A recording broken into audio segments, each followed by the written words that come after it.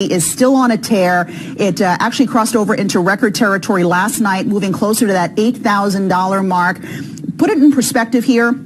If you invested just $3 in Bitcoin in 2011, you would have enjoyed a 250,000% return. Now, Rick, I know you surveyed some early Bitcoin investors, and you came across interesting stories, including a teenager who's made quite a killing, huh? Yeah, this was fun talking to these people. I talked to a teenager named Eddie Zillen. He lives in Ohio outside of Cleveland. When he had his bar mitzvah 5 years ago, his parents gave him $5,000 as an investing fund.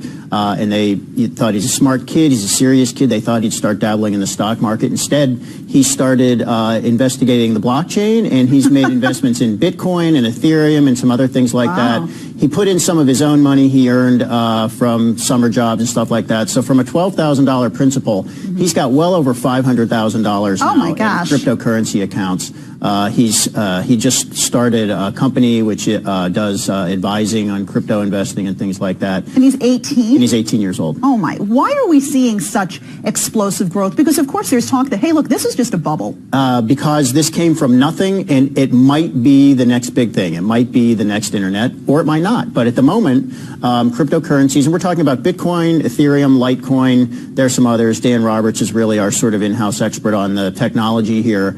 And a lot of people don't understand the technology, but people are increasingly realizing something big might be going on here, and the returns are just phenomenal. Bitcoin... about 280% in just 6 months. That's right. Ethereum is up something like 3,000% just this year. And if you could buy that, if you were paying attention to this tiny corner of the investing world, which was almost like the dark web of the investing a few years ago, and you started buying this stuff, it was cheap then, it's not cheap now, and people have made a lot of money off this. The CME says they're going to offer futures. Right. There's talk of Bitcoin ETFs. My own podiatrist said, should I start having Bitcoin in my portfolio? Are Americans becoming more comfortable, at least with the idea of including this cryptocurrency in their portofolios?